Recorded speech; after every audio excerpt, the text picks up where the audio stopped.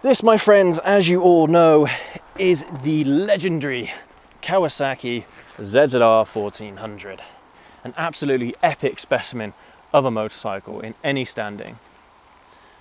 A few months ago, when we released our videos on what this motorcycle was supposed to be, was it supposed to be a sport bike, was it supposed to be a sport tourer, and more notably, the video on the changes I wish Kawasaki had made to the ZZR, a few of you in the comments compared what I was saying about the ZZR to a GTR 1400 or a Concours. Some of you in the comments even said that I was describing a H2 SX. Now, any of you that own this motorcycle, you know that it is certainly nothing like a GTR 1400, and arguably it's not even like a H2 SX either. So it kind of got me thinking about some of the key differences on this motorcycle that makes it so unique compared to its more sport touring counterparts. So in today's video, guys and gals, that's exactly what we're going to do. We're going to jump on the ZZR, we're going to go for a ride, and I'm going to outline a few key differences about this motorcycle that makes it so goddamn epic. Let's go. Look guys, I'm being totally honest with you when I say this. This is such a unique motorcycle. If you've never ridden one before, or you've ridden a GTR 1400 or a H2 SX, give one of these a go. Even though it might not have all of the tech that the H2 SX has, arguably the riding experience of this bike, the ZZR 1400, is better than those other two, okay? I mean, take my word for it, but this bike will leave you speechless when you ride it, trust me. Okay, remember what this bike was made for. It was made to beat the Hayabusa, and it did. Okay, so this is the kind of league that this motorcycle is in. Don't compare it to the H2 SX, don't compare it to the GTR, because they are not the same bike as this. This is a totally different beast. If you want elements of sport touring with more sportiness in mind, then this is certainly the motorcycle that you need to try, okay, without a doubt. But anyway, let's jump on, let's go.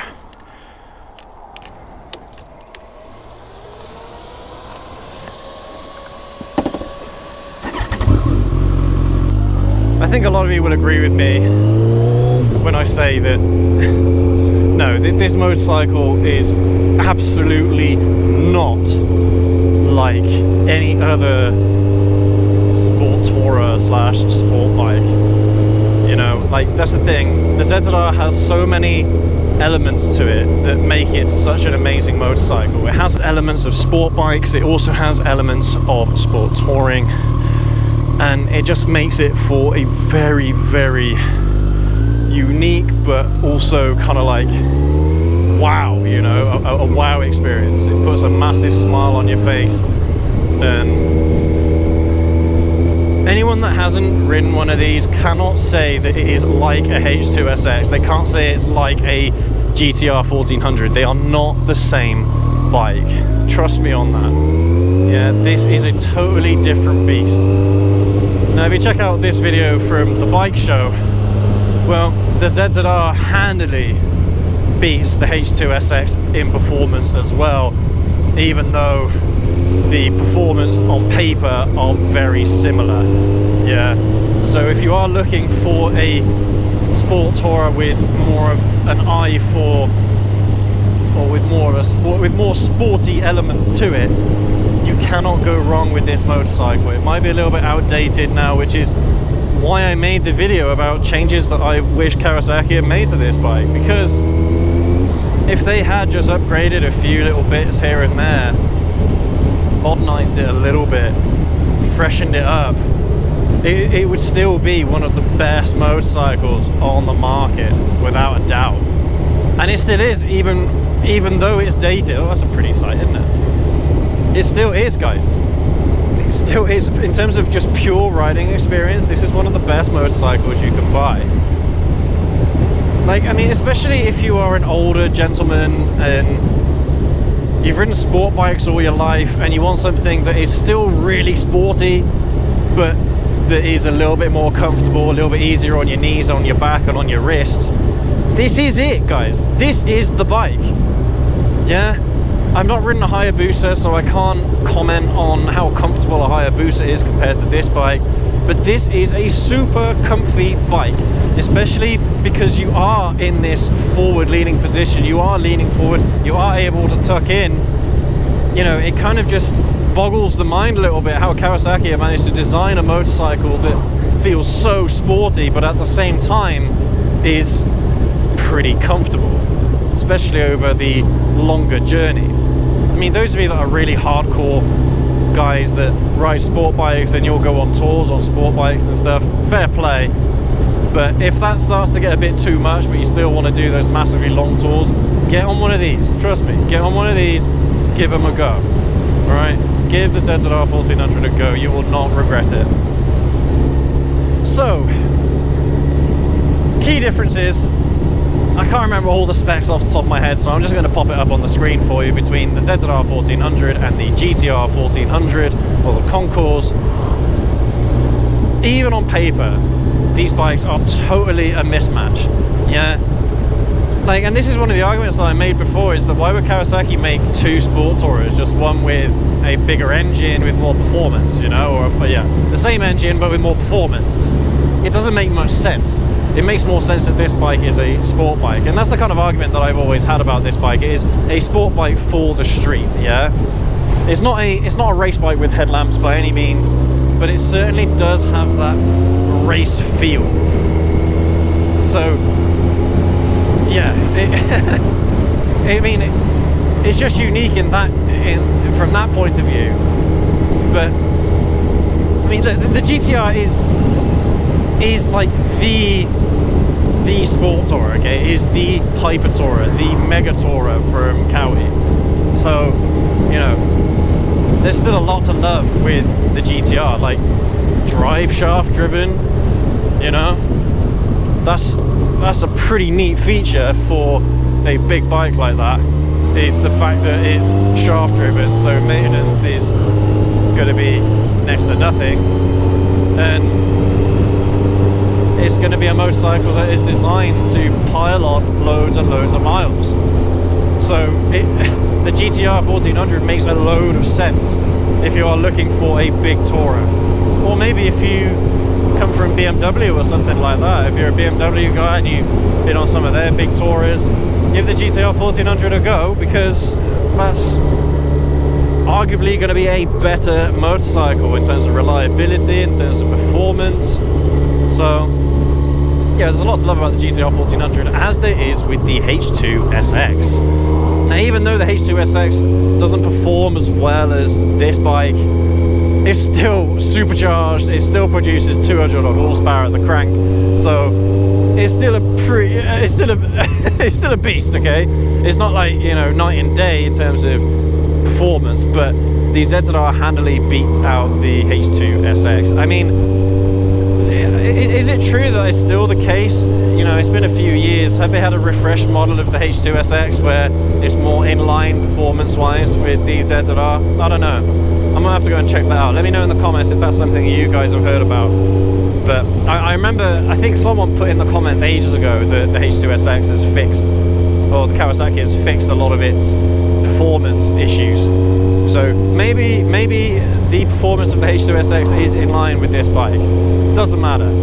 This is still a torque monster. It still produces a butt ton of torque. For a stock motorcycle, this is perhaps about as much torque as you can get for a sport bike slash sporty tourer, you know? So yeah, I mean, when you look at things on paper, guys, I've said this before, when you look at specs on paper, it doesn't tell the whole story. Yeah, so don't get put off by a motorcycle just because its specs on paper aren't what you thought they were. Yeah, because things like wheelbase, things like weight have a massive impact on how a motorcycle rides. It's not just the engine performance, it's not just the power output. So if you are interested in a motorcycle, don't just look at the spec sheet and think, oh, I'm not going to bother riding that, I'm not going to bother test riding that. Just test ride it anyway. If it's a bike you like and it's the style that you want, test ride it anyway. You may be surprised. Yeah. Look, guys, the thing about this motorcycle is it has so much charm. as much as I would have loved to have seen some more updated electronic features on this bike, at the same time, I'm glad that they're not in it, because it is such a, like, it's you are in control of the bike. There aren't hardly any electronics getting in the way between you and the road, you know? Every input that you make is your input. You're not having some computer interrupting what's going on. You're getting the experience, yeah? What you're feeling through the handlebars, through the pedals, through the levers is what you're actually getting.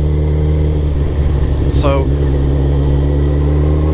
that's why this is such a great motorcycle, guys, because there are no more motorcycles like this anymore. They don't make them like this anymore.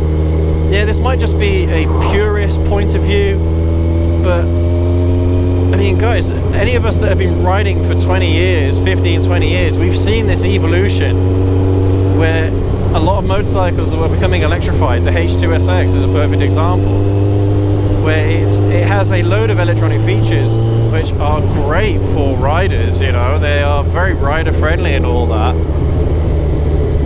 But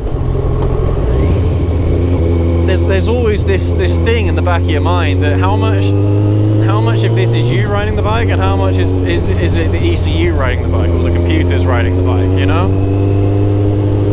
So yeah, I don't know, guys. You guys know how much I love this bike. This is just an amazing motorcycle. I can't say enough good things about it. Despite how dated it's becoming now, it still has a kick-ass engine that can beat out almost anything, literally any other bike. This motorcycle, the ZZR1400, can just about beat any bike in a straight line, and it's also really good in the twisties. So if you want to take this bike on track days and stuff, it will handle surprisingly well. It will surprise you on the track. I'm never going to take this bike on the track, I'm going to be honest with you, because it's too special for me. If Kawasaki all of a sudden want to lend me a motorcycle like this to take around the track, as ZZR to take around the track, then I'll happily do it, but I'm not going to take this one. This is a museum piece, guys. This is a legend, a modern classic, and it deserves more recognition, guys. It really does. Yeah, I've been stuck behind this bloody bus for about 20 miles now. So let's go for it. Not going to be able to get past the bus, but maybe I will in a sec. But hopefully I'll be able to finish this video with some actual riding for you rather than stuck behind a bloody bus all the time. Guys, buses on country roads, like, what is the bloody point, man?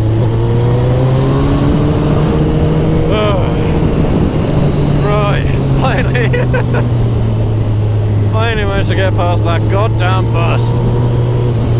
Buses on country roads, that's a topic for another video.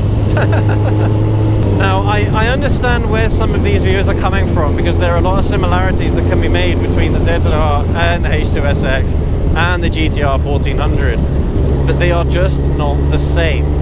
If they were the same bike, why would Kawasaki make 3 different versions of the same bike? They wouldn't. Yeah, they have designed these bikes totally differently from one another, for totally different audiences. Now, when I was talking about the changes that I wish Kawasaki would make to this motorcycle, is literally not to change it in any way, but to modernize it.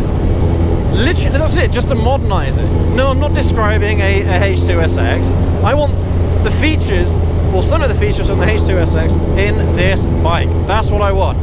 That's what I'd love to see in a refreshed model, but it more than likely isn't going to happen. But that's why we need to keep the fire alive. We need to keep the torch alive for this motorcycle. It is so epic, it is so great, and you guys need to ride one. If you haven't, you gotta get one. Right, it's not a beginner bike. Yeah, I'm gonna put that out there, because some people get confused by what I say when, you know, like, you have to get one of these bikes. Only get one if you're an experienced rider. Yeah, that's you know, 5 years experience and maybe 4, and you can get yourself one of these. But don't just get one of these as your first bike. Yeah, definitely not a good idea. But yeah, guys and gals, thank you ever so much for watching today's video. Again, as always, you guys are absolutely amazing. Make sure to leave a like, make sure to leave a comment. If you have ridden a ZZR1400 and a H2SX or a GTR1400, if you've ridden any of these three bikes, then go ahead, leave a comment and let me know what you think about the differences between them, because for me there's some pretty stark differences there on paper and in terms of the physical riding experience. But definitely let me know what you guys think, and maybe if you can make the same comparisons to the Hayabusa as well, guys. Let me know if there are any comparisons that can be made between these bikes and the Hayabusa, especially if you are a Hayabusa owner yourselves. But yeah, it's been a couple of weeks since I've been out on the ZZR, so I'm certainly enjoying this time out with her. Yeah, she always puts a smile on my face, and every single time whenever I ride a motorcycle other than a ZZR, I always come back to it. I'm always like, oh, I want to take the ZZR back out again, you know? It's like it's like one of those itches that never goes away. You have to scratch it every once in a while. But yeah, hope you're doing well, guys and gals. As always, ride safe. I will catch you all in the next video. Have a good one.